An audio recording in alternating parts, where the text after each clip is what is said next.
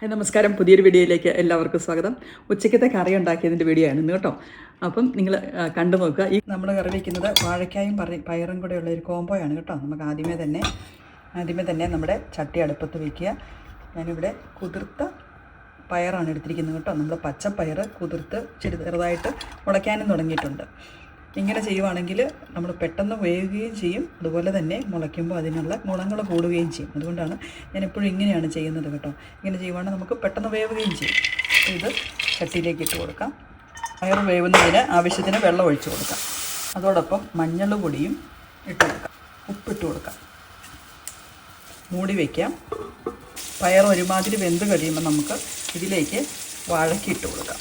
വാഴയ്ക്കൊക്കെ അധികം വേവില്ല കേട്ടോ. ഇവിടെ കിട്ടുന്ന വാഴയ്ക്ക എന്ന് പറഞ്ഞാൽ പെട്ടെന്ന് വേവുന്ന സാധനമാണ്. നമുക്കിതിന് അരപ്പ് തയ്യാറാക്കാൻ വേണ്ടി കൊച്ചുള്ളി, കറിവേപ്പില, ഉണക്കമുളക്, ജീരകം, ഗാർലിക്ക്, ഇത്തരം കാര്യങ്ങൾ കൊണ്ടാണ് ഞാൻ അരപ്പ് തയ്യാറാക്കുന്നത്. അതിൻ്റെ കൂടെ നമ്മൾ തേങ്ങയും കൂടി ഇട്ട് കൊടുക്കണം. ഇതൊന്ന് അരഞ്ഞ് കഴിയുമ്പോൾ നമുക്ക് ഇതിലേക്ക് തേങ്ങ ഇട്ട് കൊടുക്കാം. ഞാനൊരു 4 സ്പൂണ് തേങ്ങയാണ് ഇട്ട് കൊടുക്കുന്നത് കേട്ടോ. കറി ഇവിടെ ഇരുന്ന് വെന്ത് വെള്ളം വറ്റി വരുന്നുണ്ട്. ഒരു 2 മിനിറ്റ് കൂടെ കഴിയുമ്പോഴത്തേക്കും നന്നായിട്ട് വേഗം വെള്ളവും പറ്റും. ഇനി നമുക്കിതിലേക്ക് അരപ്പിട്ട് കൊടുക്കാം.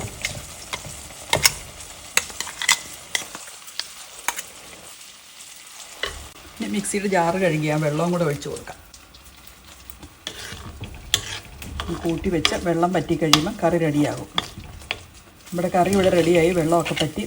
ഇനി സ്വല്പം പച്ചവെളിച്ചെണ്ണ വേണമെങ്കിൽ ഒഴിച്ചു കൊടുക്കാം. ഒഴിച്ചു കൊടുത്തില്ലെങ്കിലും കറിക്ക് നല്ല ടേസ്റ്റാണ്.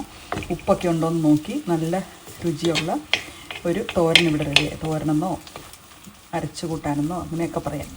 അങ്ങനെ ഒരു കറി ഇവിടെ റെഡി ആയിട്ടുണ്ട്. ഈ കോമ്പിനേഷൻ നിങ്ങൾ ട്രൈ ചെയ്തിട്ടില്ലെങ്കിൽ ഇത് ട്രൈ ചെയ്ത് നോക്കുക. നല്ല രുചിയുള്ള കറിയായിരുന്നു കേട്ടോ. അപ്പോൾ അത്രയേ ഉള്ളൂ. Thank you very much. By.